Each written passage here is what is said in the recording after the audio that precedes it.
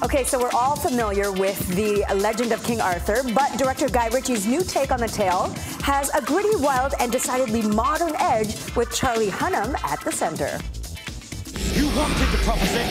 This is your prophecy. The man who pulled sword from stone. Guy, are you a director who gets down and dirty and learns also, so when you're directing Charlie? No!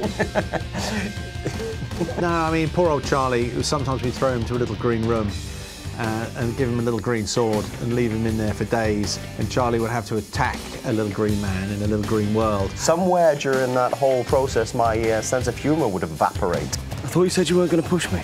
So, do you feel ridiculous when you're doing it? It's an interesting question. It's a dangerous game. The job of acting is ridiculous, but you have to take it seriously, because we are serious about filmmaking in so much as if you're going to dedicate your life to something, you have to believe in it. And if you start looking at it from a rational perspective, which is actually quite silly, then you can get into all sorts of trouble. And is it your job to find the balance between, yes, this is silly, but this is serious at the same time? It is my job. I was slightly worried that going into King Arthur, initially I had all sorts of gags that I could have thrown in there, and I was frightened that we were going to end up in Monty Python territory. 'Tis but a scratch. A scratch?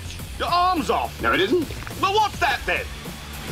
I've heard worse. So I had to be very strict with myself. It's solemn, it's solemn. Oh, it really is solemn. And then from that, you would end up putting in quite humorous ribs that you'd attach to it. There is no way that I am fighting.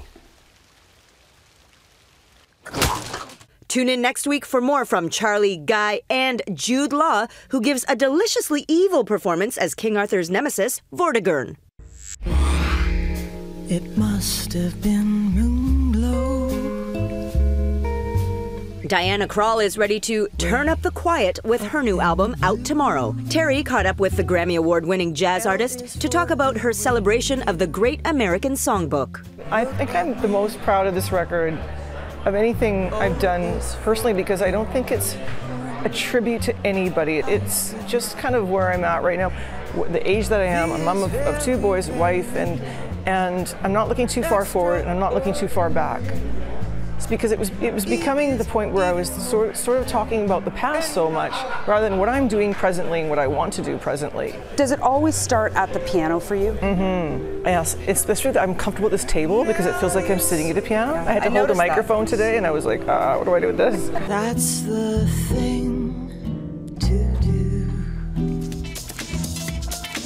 And coming up tomorrow, we'll have an interview with iconic fashion designer Diane von Furstenberg.